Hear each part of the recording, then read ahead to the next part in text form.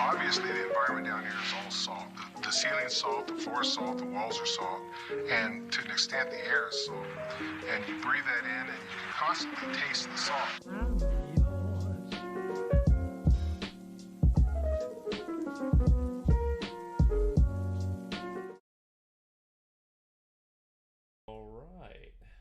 I believe we are live. We are live. It says we're live. Green bars Excellent. go up, so that's a good sign. Is my green bar going up? Yes, it is. I'll tell you what green bar isn't going up this week. My stock portfolio. That green bar is going down. In fact, it's going down so hard it's red. But I digress. This is not a financial stream. No, we are not financial advisors. As I try to adjust my. What I'm saying is buy the dip, especially with crypto. We are not financial advisors. Exactly. I guess if as we're doing this, to introduce ourselves as usual, I'll be your main host here. My name's Matthew Garcia, and today with me I have, as usual, Taylor Evans. Hello, how are you? Doing good. Co-host, co-founder of Ted for Thought, which is official now. Yeah, we get legally official, which is fun times on that part. Oh my god, that's a lot of paperwork we still need to sort through. Need to send some stuff back. Need Sean to get on that business card. Oh yeah, that's right. We need a business card. Yeah, we're gonna need that. But outside of that, as usual, we do ask if you do enjoy what we do here at Tech for Thought.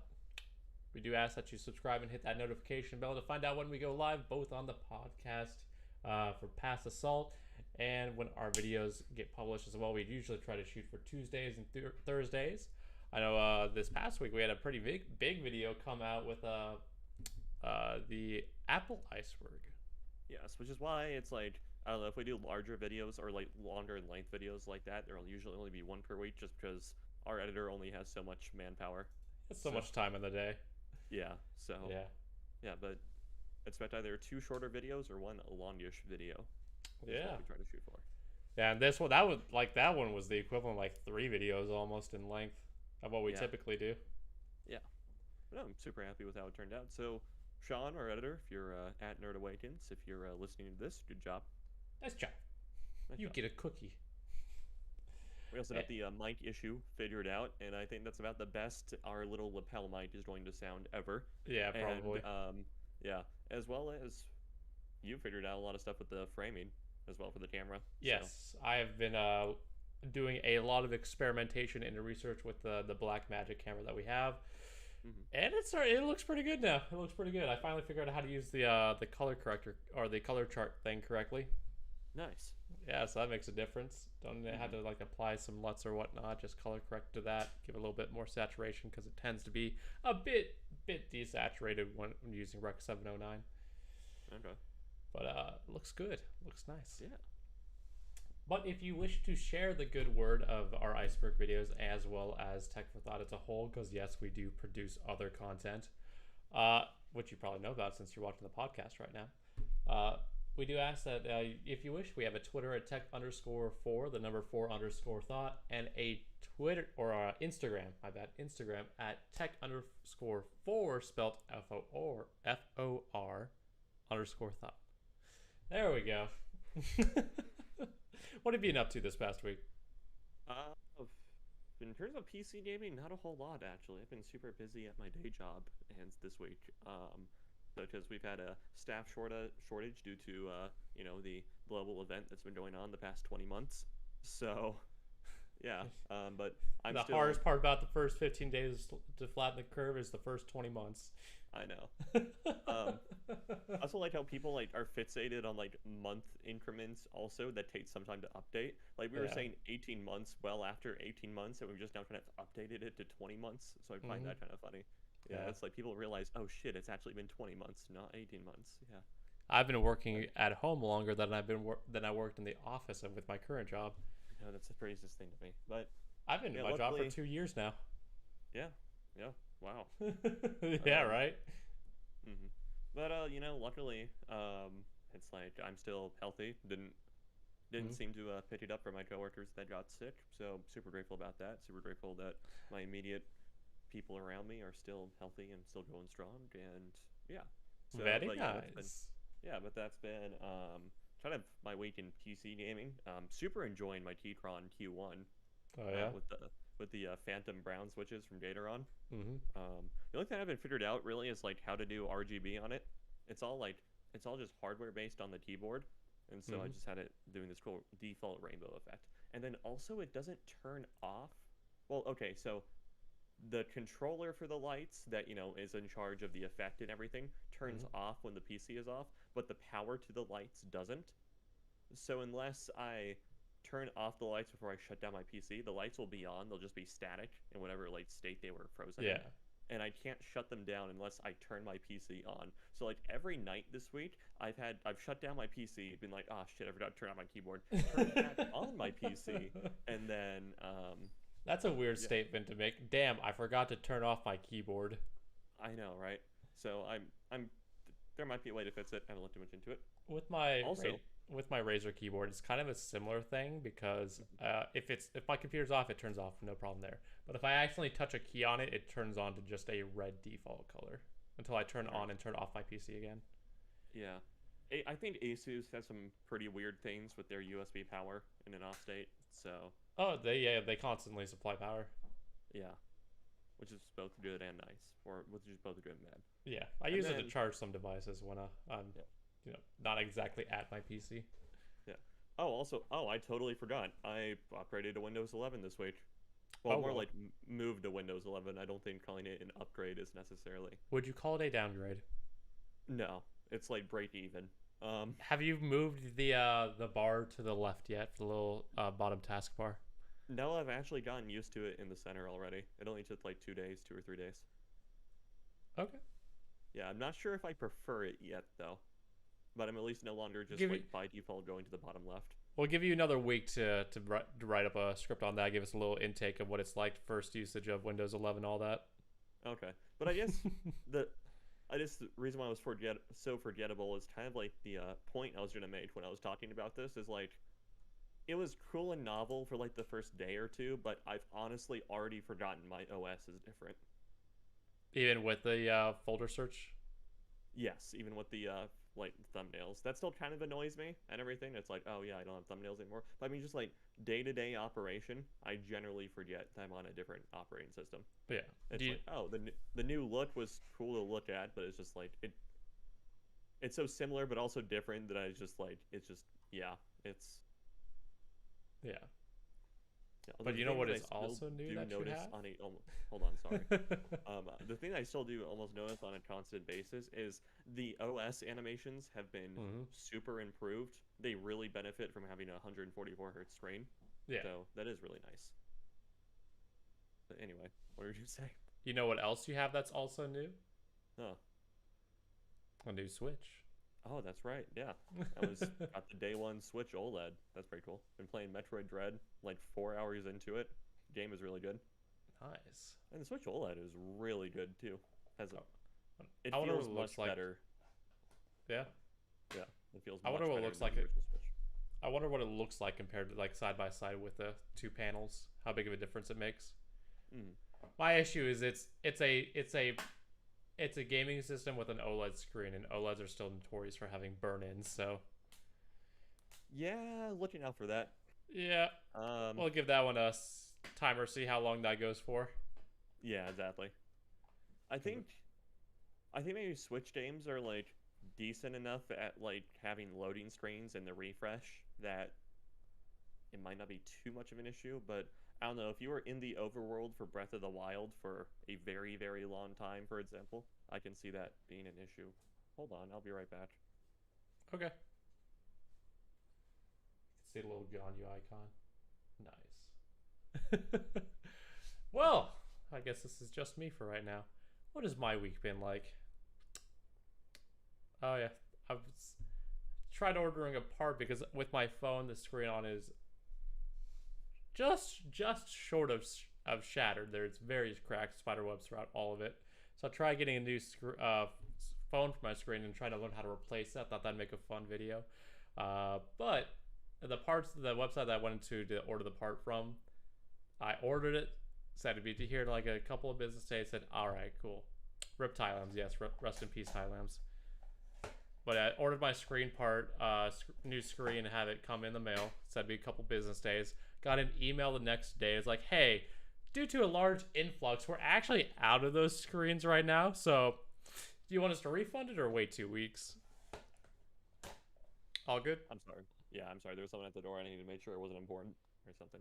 What, Amazon? Yeah, just turned out to be Amazon. Cool. Quantum said rip Thai lambs. Yes, indeed, rip me.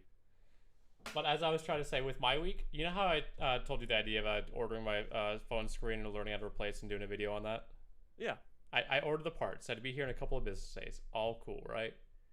I got an email the next day saying like, hey, we don't, due to a large influx of orders, we actually don't have this screen in stock anymore. Do you want a refund or wait 2 weeks? So what'd you go with? Wait 2 weeks. Oh, okay. I was like, come on, really? It's like you should be better, man. Like I don't understand issues when it comes to inventory on it. Yeah, I don't understand when it comes to inventory issues on a digital platform. Yeah. It's just okay, we have this many to sell. Website only sell this many. Right, exactly. It's kind of ridiculous in my opinion, but it's what it is.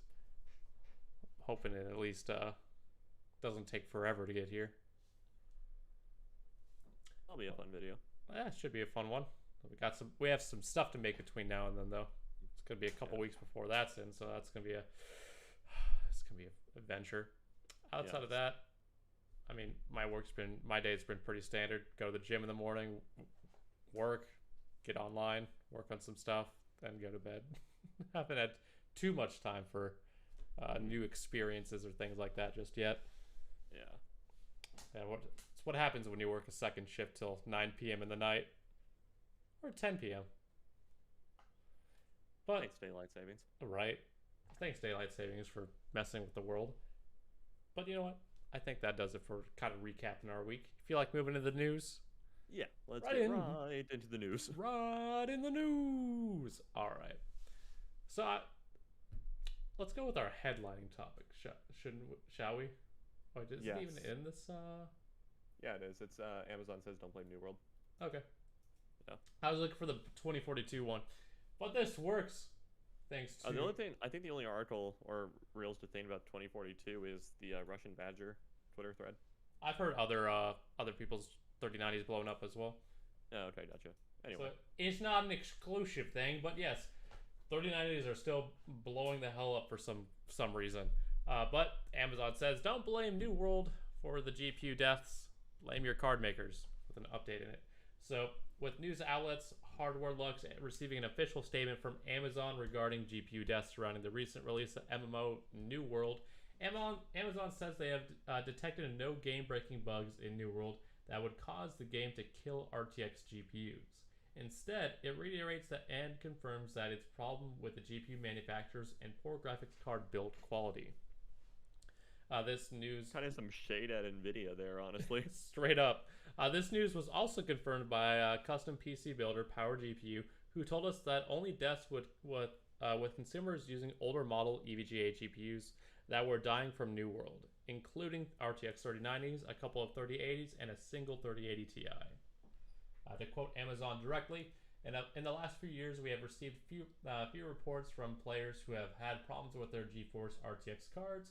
After extensive investigation, we were unable to identify any unusual behaviors on the part of New World that could be the cause of the problem.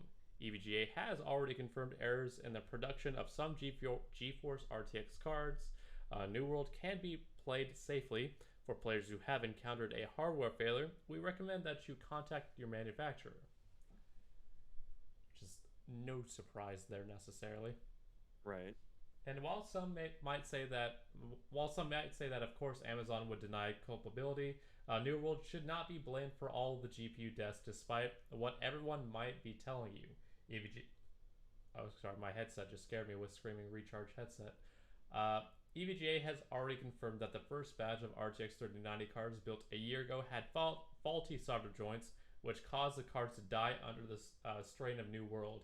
And it wasn't New World. If it wasn't New World, it would have been some other game or application. Faulty solder. That's about what I was saying when this story first broke with the New World beta. Yeah. In all honesty, yeah, this is about what I was thinking. Is that there was some sort of defect somewhere that caused like a short. Yeah. See, I think we both arrived at that conclusion. Yeah, I basically. think we both arrived there, but different issues with the hardware. I assume it was memory because GDDR6 and 3090s are notorious for running hot. And I just think it was power state and delivery. Yeah. But yes, I don't know. Maybe we've reached the point where maybe throwing more power for better graphics performance isn't such a smart idea anymore. Nah, bro, it's fine. We can get those 4-slot GPUs next gen. 550-watt TDP 4090. Oh my god. Just get you would need like its own power supply at that point. Yeah, you'd probably need to push like a 1200 minimum. That would be crazy, honestly. Which I have in my build right now, future-proofed. I have 650 watt in my current build. Which is pretty much as far as you can go. I've pretty much tapped out everything I could do with my current system. Yeah. Feels good, man. Optimized. Min-maxed. I like exactly. It. It's not the size of the package, it's the power of the package. I mean, this doesn't necessarily come as a surprise on that part. I mean, it completely made sense, but there's actually a little update here from them. It says, Buildzoid from YouTube channel Actually Hardcore Overclocking has a Gigabyte RTX 3090 Vision that died while running New World and found the death was from a faulty power stage. He disconnected the bad power stage and the card became operational again. He doesn't know if the power stage was faulty or if there was some other defect with the card. Either way, it further confirms that the card is at fault and not New World. Buildzoid thinks it could be a defect with the 3090 design because most graphic cards today use the same power stages that the Gigabyte RTX 3090 Vision uses. So yeah. All right. So it just seems like this is just exploiting defects in the manufacturing of the card. Yeah. What a great stress test. Who needs Prime 95? I know. Just run New World or Battlefield 2042 apparently, which is also, with the beta being the past few days, has had some reports of people's 3090s lighting fire too. Several reports, to put lightly. One of the most famous cases is the Russian Badger. Absolutely hilarious dude on YouTube. He was beta testing 2042 and his GPU caught on fire. And then a couple days later he's like, update, our card's still dead, but I bought a new build from people down here in California or whatnot. Yeah, pretty much got overnighted a new build by a system integrator local to him. Yeah. He is one of the few people that has fuck you money but is not a douche about it. I know. He has enough money to buy a mocap suit. I know. 26 grand. Just to make the shitty add-in animations in his video. Yep. Not shitty, but I mean like the throwaway add-in animations. Yeah. Just to make his stuff that much more interesting. I love the amount of effort he puts into his videos. It's absolutely hilarious. Yeah. All right, but with this, I mean, is there anything more interesting about this article? No. No, not really. Okay. Yeah. All right, cool. Let's switch it back to us there. But hey, they're still catching on fire. No, I've seen a couple other reports of 3090s dying while playing 2042, but I haven't delved into them because I didn't know necessarily the people behind it all. Russian Badger stuck out because I'm aware of who Russian Badger is. I shouldn't say I know Russian Badger. That's a dream one day though. Meet him at like E3 or something. I don't know. He's a giant. I've heard. Yeah. Any other comments on it? It could happen with any particularly strenuous game. It just happens that these are the two most strenuous games we had in a bit. So yeah, MMOs are notorious for being rough because of all. The big thing with MMOs is all the draw calls the card is making. Yeah. For stuff. Yeah. So. I'm fascinated because I haven't touched New World, nor have I been interested to because I don't think necessarily my system could handle it very well, even though it's not bad at all. But I don't know. what is the interest or mystique behind New World that cause people are bringing people to it? It's like a new, actually decent MMO that looks really good, isn't a total like grind fest, but still has decent progression from what I've heard.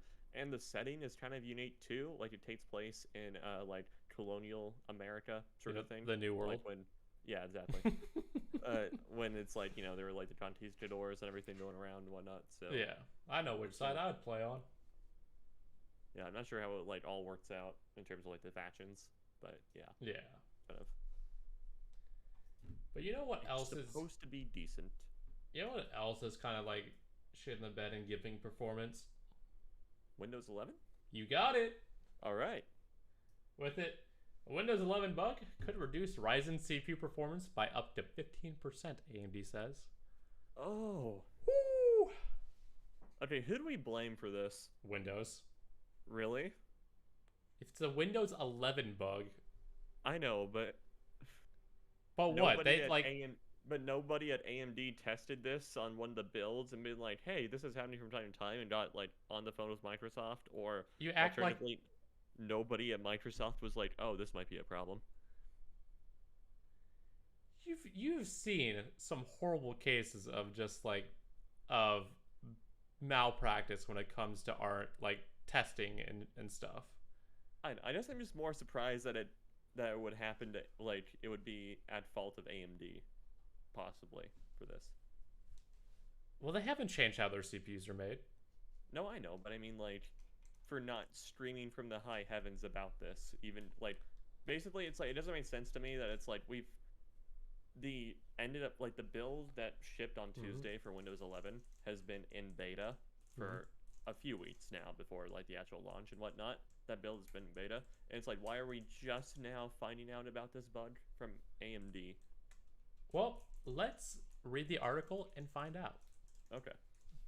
Most people shouldn't rush out to install the brand new operating system version on day one, as Windows 11 is no exception to that rule. AMD has published information about a pair of bugs that can reduce performance for Ryzen processors running Windows 11 by as much as 15%. Though how much slowdown you observe will vary based on what you're doing and the CPU you are using. AMD expects both bugs to be fixed later this month. The first issue AMD has identified increases L3 cache latency by up to 3 times. Oh, that's actually pretty big. Affecting apps that rely on fast memory performance, AMD says that the most affected apps will slow down by between 3 and 5%, but that some games commonly used for esports could see dips between 10 and 15%. AMD says that Windows updates will fix these issues later this month, so as long as you're checking for and installing Windows updates regularly, you won't need to do anything special to resolve the problem. The second bug is related to AMD's processors features that try to use your fastest individual CPU cores when running lightly threaded tasks rather than treating all cores the same. AMD doesn't put a number on this one and says the problem may be more detectable in processors with 8 or more cores and a 65-watt or higher TDP. This would pretty much their Ryzen stuff. Yeah. This would include most 2000, 3000, 4000, and 5000 Series 7 and 8, 9 desktop CPUs and APUs. AMD says that the software update, that a software update, not a Windows update, will be released to fix a problem later in October. So you may need to install a new AMD chipset driver of some other software to get this fixed. AMD Ryzen issues are separated from the performance slowdowns caused by some Windows virtualization-based security features.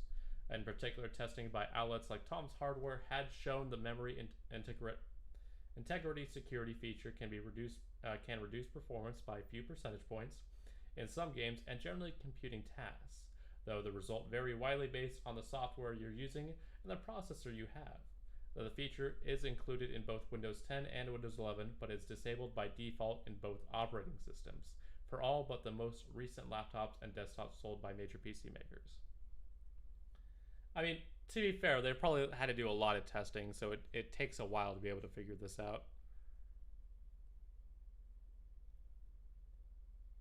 I can't. Are you saying anything?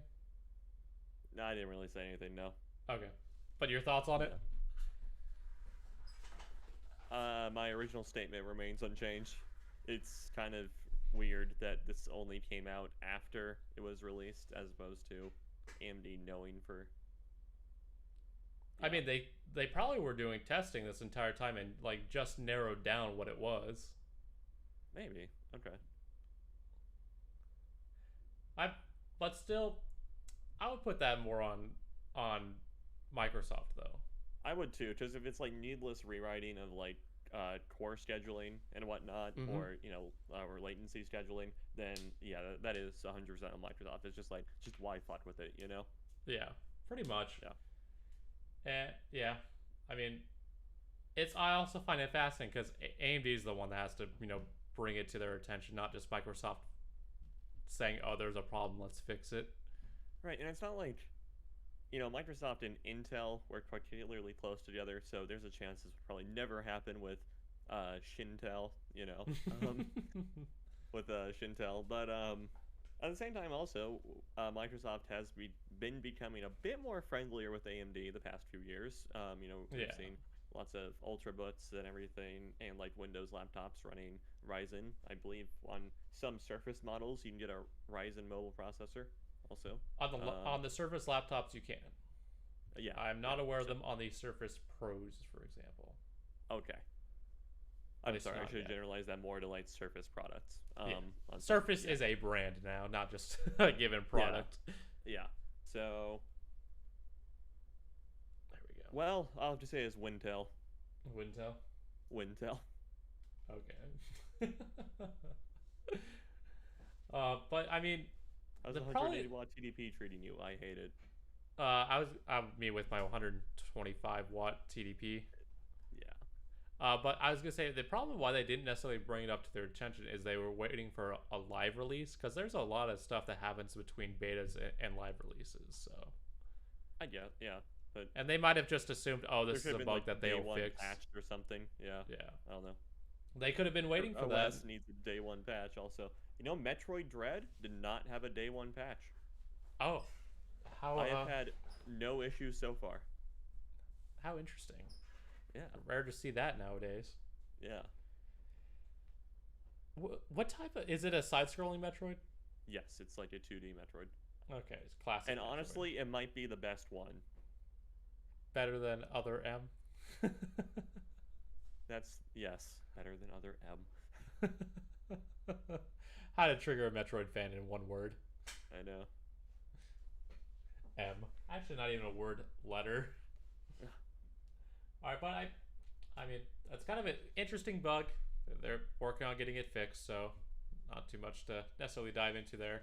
Just interesting how it took a little bit of time, but I can see if they were waiting for a live release to be able to test and see if it was fixed at that point.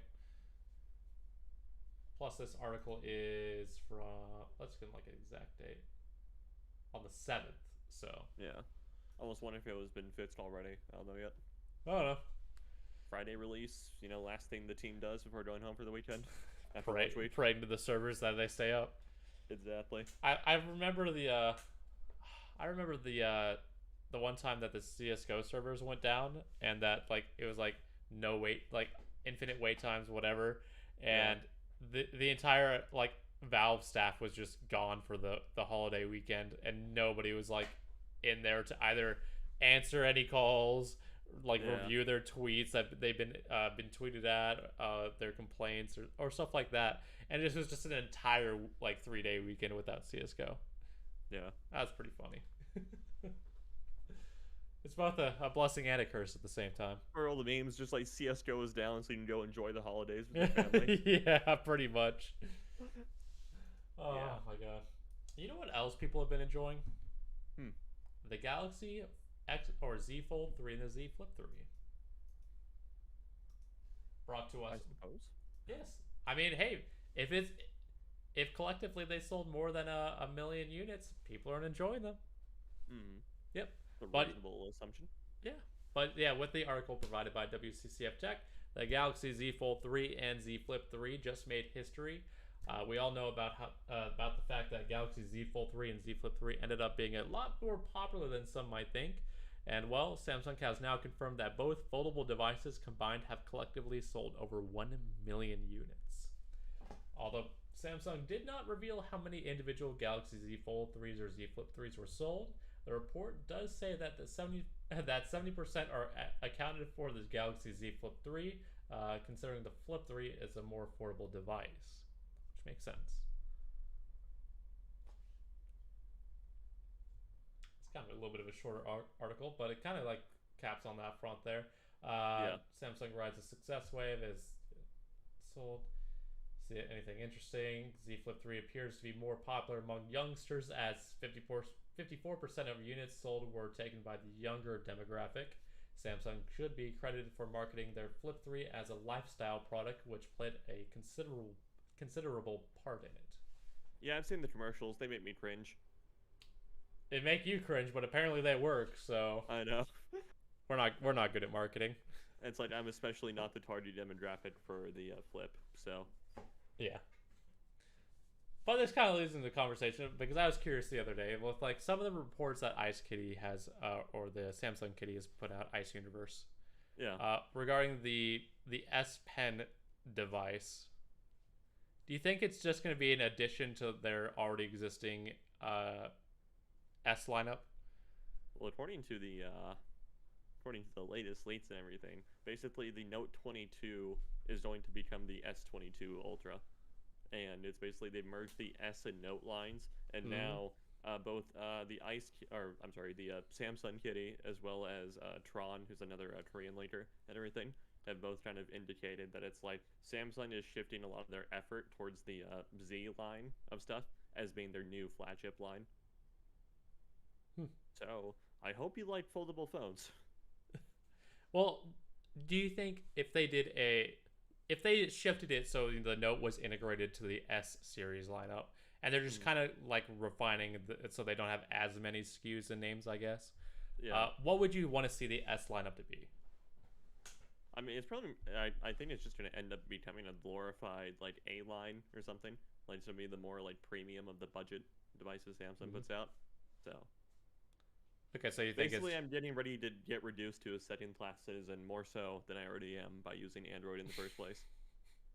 But well, I mean, in terms of the devices themselves, like, do you think they'll have like 3 different ones: a regular S, like a Plus, or Pro variant, Plus, and the Ultra. Okay, yeah. That's what I was trying to get at. Okay, yeah, they're keeping with that 3 line. Okay, those 3. Yeah. Do you think they'll try to up the premium of them? No, I don't think so. I think the prices will remain about static to what they have been. Okay. Would you want to see them up a bit though, in terms of quality or anything like that? Well, in terms of quality, of course, but I mean, in terms of like pricing, no. I think the Ultra series needs to go down in pricing, if anything. I think it needs to be, if they're selling the Z Flip 3 for $1,100, I believe, then it's like the Ultra, the S like Ultra needs to be sub 1,000. I was thinking 900. Yeah, you have to put a decent gap between it to make them differentiable. Yeah.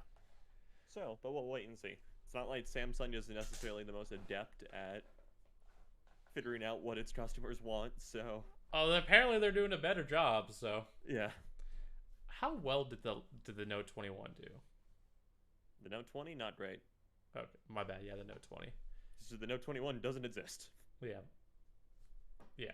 1300 was a pretty tough sell for people. Yeah, tell that to Apple people. Yeah, I know. I mean, it kind of caps what I wanted to talk about that, really. I mean, it's just more, I was trying to use it more as a conversation point to talk about other Samsung type things we would want to see. Do you think they'll ever make a good tablet? No. Android tablets will never be good. Why? It's inherent to the operating system. I wish just Samsung would commit more to making their own OS better. Yeah, they could have, if they really wanted to, they could have skewed off with Tizen OS, which is what was on their watches for a while, and as well as, I think it's technically what is still on their TVs, is called Tizen or whatever. Yeah, if they really wanted to, they could have skewed off Tizen into its own thing, but Yeah. chose not to. See, with the watch that I have, this Samsung watch in case, I think it's this. I know it's a sport variant, but I forget if it's the second or third gen. I could probably find it. Samsung Gear S3 Frontier. There we go. Okay, yeah. It has that annoying voicemail glitch, where it always yeah, has not familiar. where the app always displays a notification that you have a voicemail. Oh God. Okay. Yep, and it's known for draining battery life. Thank you, Samsung. Very cool. Pretty much. But yeah, it's like apparently that's a super common bug on almost all of their watches. Okay. Which I don't understand how that occurs, but what do I know? Yeah. Doesn't seem like it'd be that hard to fix it. No, but again, Samsung and software support, and I wish they'd just get people to write better OSs because their stuff still sucks. Honestly, you know how you said when you get delayed Twitter notifications with your Samsung devices? I get delayed notifications in general, but yes. Well, okay. I was gonna say I've only noticed it with Twitter. Oh, okay. Everything else runs fine. Discord, text, line, all that stuff. It's instantaneous outside of Twitter. Okay, interesting. Twitter's the only one that gets delayed for some reason, which I don't know why. Which I prefer. I know when people use or respond to our tweets live. That'd be nice. Yeah, or get added at in real time. Pretty well. I was gonna say in Discord is just fine. All right. What? I don't have any transition here. Nope. Let's see. What else haven't talked about? Oh, let's talk about the Steam Deck teardown since we were kind of talking about the Switch earlier. Yeah, let's do it. But with it, I mean, brought to you by Linus Tech Tip Forums as well as Valve themselves. They have posted an official teardown guide for their I'm forgetting the words for their Steam Deck. And don't do it. You shouldn't do any of this. But I mean, it's pretty cool. I'm just gonna see if I can get to a point where I can use as a there we go. Use that as a backdrop while we're talking about this. But it's interesting. I found it very informative. The video itself is kind of amateurish, but that's what do you expect? I also find it hilarious if you notice specifically on his wrist here. He has the static band over the rubber glove. Interesting. Huh. How do you expect to destatic yourself if it's making rubber? It's made in rubber. It's better than the Livestrong bracelet. I'll give it that. Okay. Yeah. But I mean, it's kind of an educational video on that front. You shouldn't do this. By Valve themselves too, which is pretty funny. Yeah, by Valve themselves, which I appreciate their commitment to right to repair. Yeah, and it's like not that you should do this, but if you ever have to do this, not saying you should, but yeah. Legally they're never gonna. Legally they'll never tell you to proactively do this. Yeah, the big thing is because of the battery. They don't want people accidentally it's a liability if people are like, oh, Valve said it's okay if I take it apart. Somebody will just scrape the battery and cause a fire or something. The amount of legal stuff that went into the video is kind of hilarious. Yeah. Because you could just see the scripting that lawyers had to do to ensure they were covered. Mm-hmm. Hence, and the giant yellow letters, you shouldn't do any of this. Yeah. Don't fuck with Valve legal, though. Pretty much. Don't fuck with any Fortune 500 legal. Yeah.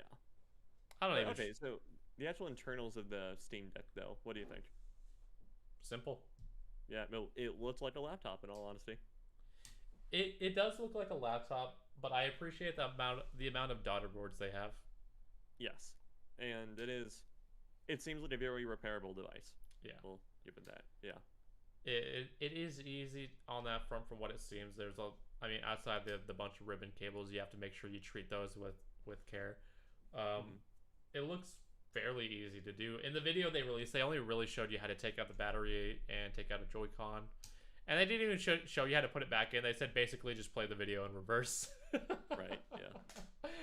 Which I found hilarious. This video was amateur as hell. I think we could even do a better job, but it was still really entertaining. Mm-hmm.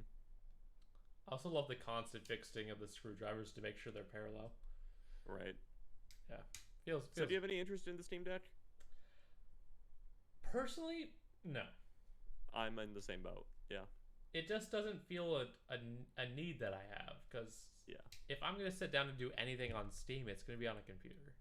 Yeah. Exactly. I do see the value in it, because Switch, for example, and just having something on the go like that is growing quite popular. Yeah.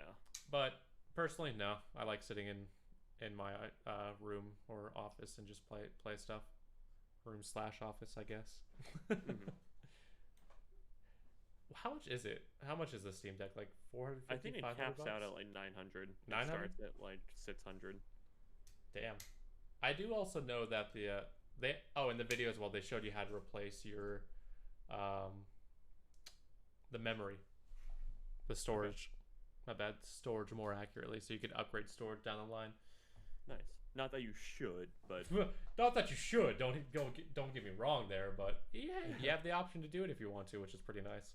As well as a SIM card expansion. Yeah. Or micro SD or whatever they call it. It's okay. Those are two very different things. I know. I think it's micro but... SD. Okay, that would make more sense. Okay. I didn't mean SIM card, because I was thinking of phones for some reason. I was thinking of how that overlaps. Yeah, that's what I was thinking of, how the micro SD and SIM cards and phones are in the same tray most of the time. Yeah. Yeah. Not what I meant, but yeah, whatever. It's all good. Any other thoughts about the Steam Deck?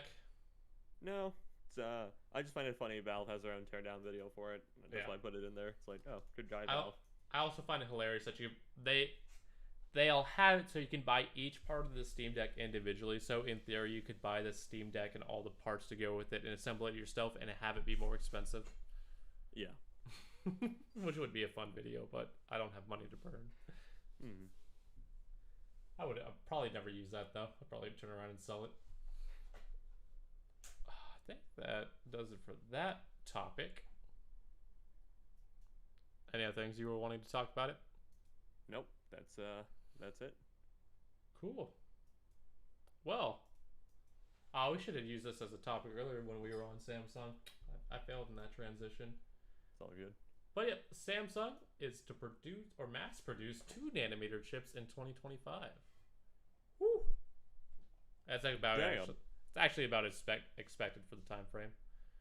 We should have mass production of 5nm next year, and then ideally 3nm in a year or two. Okay. Yeah. But just going through the notes here, it says in a keynote speech, Dr. Choi. Seong Choi. I just said Dr. Choi because I at least know how to pronounce that part. The head of Samsung Foundry business unit has said that Samsung Foundries is on track to mass produce chips using the 2nm fabrication process in the second half of 2025. The announcement made at Samsung Foundry Forums 2021 indicate that Samsung Foundry will continue to develop the leading-edge manufacturing technologies and compete against Intel and TSMC. In fact, with 2nm, Samsung Foundry might have the edge over its rivals Intel and TSMC. The amount of SEO in that one paragraph alone. That's the opening paragraph too, huh? Yeah, you have to play the game. That's how the game is played. It's awkward as hell, but yeah. Now it should be going to more bearable reading stuff. With it, 2nm is expected to begin mass production in the second half of 2025, said Dr. Choi. When it does, it will represent the third generation of GAA applied processing technologies. Ultimately, we expect the industry transition to 2nm be smooth, thanks to the previous experience with 3nm. In preparation to the future, Samsung Foundry will continue to strengthen its competencies in process technologies. It's kind of a mouthful. Yeah. At this point, Samsung does not disclose peculiarities. Such strange words. Of its 2 nanometer class manufacturing technology, though it is natural to expect a new node to bring some performance, power, and transistor density improvements compared to previous generation nodes. The company also did not say whether its 2 nanometer process will derive from its 3 nanometer nodes or will be a new brand new branch. Oh my god, it's tough to read this. Usually I'm not this bad. But as it's going on, just kind of dives into the details about the 2 nanometer, kind of what it's expecting on that front. Yeah. You excited for it? Yeah, it's gonna be cool to see. The real world benefits. I think we all just had a stroke reading this article. Pretty much. Yeah. Or I don't think they'll be as huge as some people are expecting, in all honesty. I'm expecting 10-15% over 3 nanometer. Yeah, the real refinement is going to come later when the node has, when the process has matured. Process has matured, and we know the correct, or we've designed a node to take advantage of it. Mm-hmm. But it's going to be interesting to see. I'm surprised we're still able to get down to that small and everything, because it's just like... Damn. Do you think we hit sub 1 nanometer by 2030? I think it's possible, but quantum tunneling is going to be a bitch. I mean mass production, I should say, of sub 1 nanometer by 2030. Oh, I was going to say. Mass production. Yeah, because this article is saying the 2 nanometer will be mass produced by Samsung in 2025. I think it's possible. Okay. I don't think it's very high of a chance, personally. Okay. I think quantum physics can be a little bit too much of a bitch when we start getting to that point. Okay. Because 2 nanometers is already challenging for that as is. Yeah. We will see. That's why EUV is being developed so much, though. That's true. EUV is a very good method to get all that taken care of. I'm more going to see interested how they handle the gates and all that with the actual node processes. It was hard when they were talking about the gates in the article. It was hard for me not to think about Mass Effect. It's like, right. Mass Effect field? It's your favorite genre of sci-fi for video games? Generally, I'd say yes. Tends to be. Mass Effect, Metroid. Yeah. Not genre, just I guess more theme. Generally, yes. All right. Although for RPGs, I do tend to prefer fantasy. But yeah, classic. And I think mostly say that you played Eve. I know. I think mostly just because like there hasn't been a lot of really decent sci-fi RPGs over the years, but there have been a ton of good fantasy RPGs over the years. Because it's easier with fantasy. I know. It doesn't take as much thought. Yeah. Not as much brain power. And it's been done a ton of times, so you don't need to concept a whole lot of stuff. Yeah, you just pretty much take what exists and apply it towards... Give it your own flavor and your Hey, digi. bro, let me copy your homework without letting me... Okay, but don't make it obvious. I know. It's pretty much how it works with that type of stuff. So, I don't know, Samsung Foundry has been doing really, really well. It's growing in market share every single quarter, it seems like.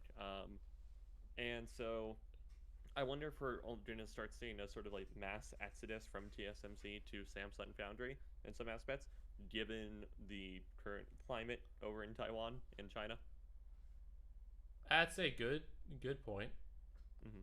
But considering that TSMC books things years in advance, I don't think it'll be anytime soonish. No, I know. I'm just saying eventually.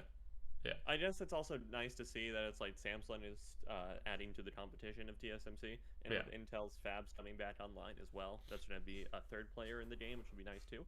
It's good for many, many reasons. For supply chain reasons, all just not sourcing chips from one place, etc. And they got NVIDIA with ARM as well. Oh, that's right. Yeah. ARM. Yeah. I would say AMD, but they used to have TSMC, so. Until they had to sell them. True. Gotta keep afloat somehow. I mean, I do enjoy the competition. I hope it brings down prices both due to quantity of just the amount of chips we'll get, as well as the competition between who's the lowest bidder in this situation. Yeah. Whose node is the most refined and offers the best gains in returns? Yep. You know. Mm-hmm. Do you do you think Samsung will start producing their own chips? They already do. I meant like for their like phones and whatnot. Yeah, Exynos. Oh, that's right. I keep thinking of Qualcomm. They're good. Yeah. Yeah. I that's what I always default to with thinking of Android devices. That's because it's like in North America, you don't see anything besides Qualcomm really stuff in phones. That's true. Android phones, yeah. But everywhere else in the world, you get Exynos, and I'm sorry. Why are you sorry? Explain that one. For those who don't know. So Exynos historically has lower performance in general, just like marginally lower performance than like the latest Snapdragon competitor, or like it tries to compete against. Yeah. And then also, Exynos tends to be worse for battery life than the Snapdragon processor. Mm-hmm. So it's like people who get the Exynos processor in their Samsung phones get gimped in those two aspects. Yeah. So if you wanna, I'm gonna put you guys. If you wanna know more about it, Mr. Who's the Boss? He's a big British mobile YouTuber. He has a few good videos about Exynos versus Snapdragon. So if you want to know more, I encourage you to go check them out. Or you could say subscribe and we'll do a video about that on the future. Fine, subscribe and I'll talk about it later. Gotta plug yourself. Yeah. Exynos is a fascinating creature. Who produces? Who is it that the fabs behind Qualcomm, or not Qualcomm? Snapdragon. Is it? Well, Qualcomm makes it. I think Qualcomm sources it from TSMC also. Okay, that's what I was trying to figure out. Okay. I know Qualcomm is apparent, like the one in charge of Snapdragon, but okay, yeah. I was trying to figure out who actually makes the dang chips. Oh, okay. But no surprise if it's TSMC on that part. Yeah. But you know, while we're on the topic of TSMC, pull that up. Sorry, I was doing the transition. Global chip shortage, supply and chain hoarding is now a factor, says TSMC chief, which I assume is this dude here. The chairman of the massive semiconductor manufacturer, TSMC, has suggested that global chip shortage is now being exacerbated by dealers stockpiling chips who knows where in the supply chain. Mark Liu told Time that Mark Liu. It's always... I'm not good with names in general. It's fine. No, it's fine. That he was forced to assess the data to establish which TSMC customers were stockpiling because more chips... Imagine being in charge of that, trying to figure out who's stockpiling chips. I know. Damn, that must be a tough job. Because more chips were being sent to customers than were being sold on its products, such as smartphones and gaming consoles.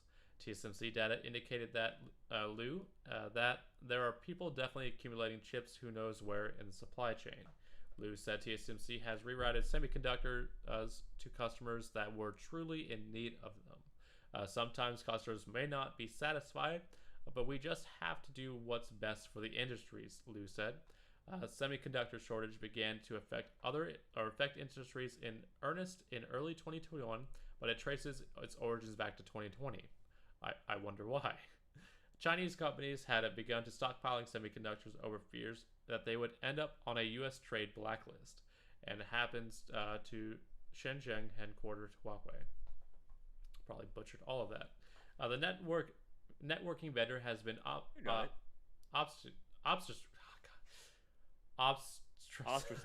Ostracized. I can't do it today. Apparently, I'm no good today.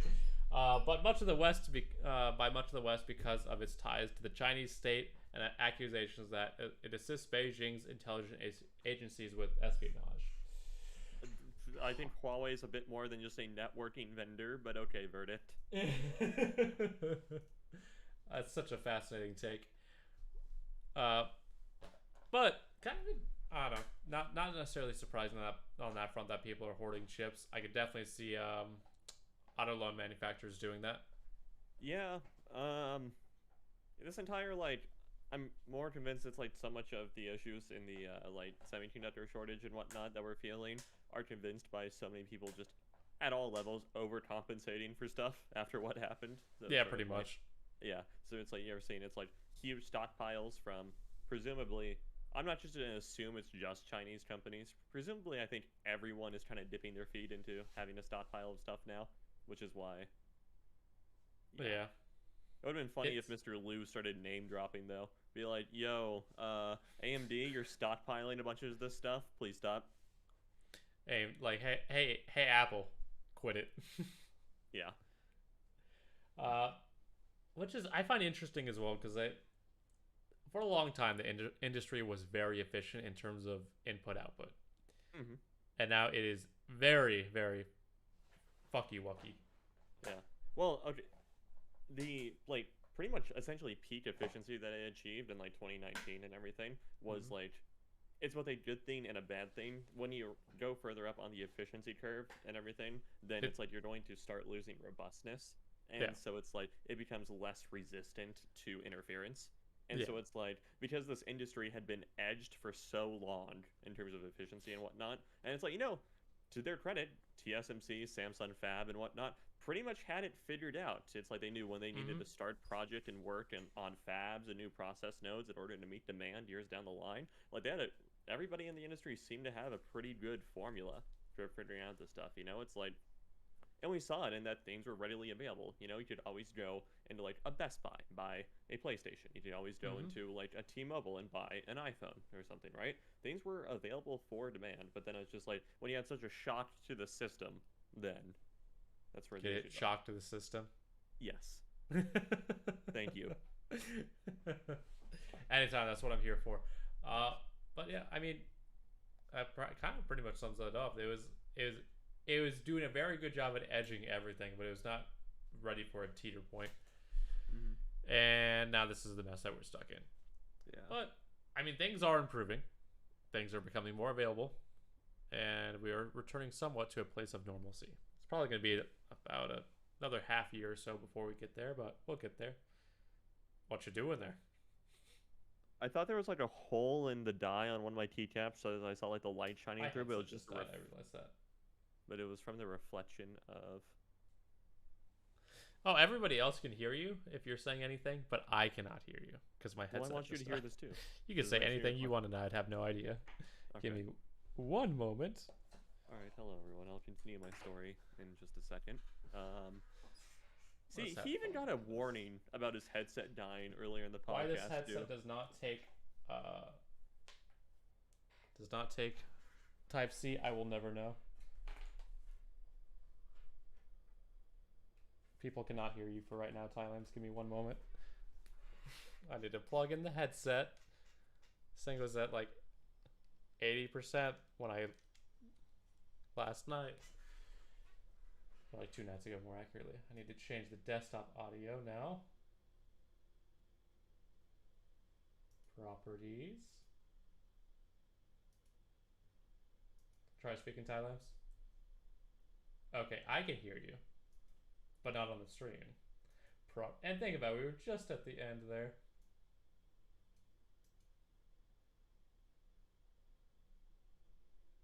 Let's see. Okay, people can hear you now. Boomer stream. All right. Boomer stream. Yeah. Facts, bro. Is your green bar going up too? Oh yeah, my mic's just fine. Okay. Yeah. So okay, what I was saying is like what I was looking at is like on the side of one of my keycaps there was like light shining through, and it's like I thought there was like a hole in the die or something like that, or like a mispaint or something, but no, it was just a reflection from one of the lights from the side. Ah. Yeah. Anyway, sorry. No, you're all good. I was trying I was trying to recap because we're pretty much at the end right now. My headset decided to poop the bed right there. You got warned about it at the beginning of the podcast too. Yeah, I know I didn't do anything because I was hoping we could make it through it. It's all right. Hey, yeah, hour into the podcast, it's not too bad. But yeah, I mean that's kind of all the news topics this week. We got them all in the description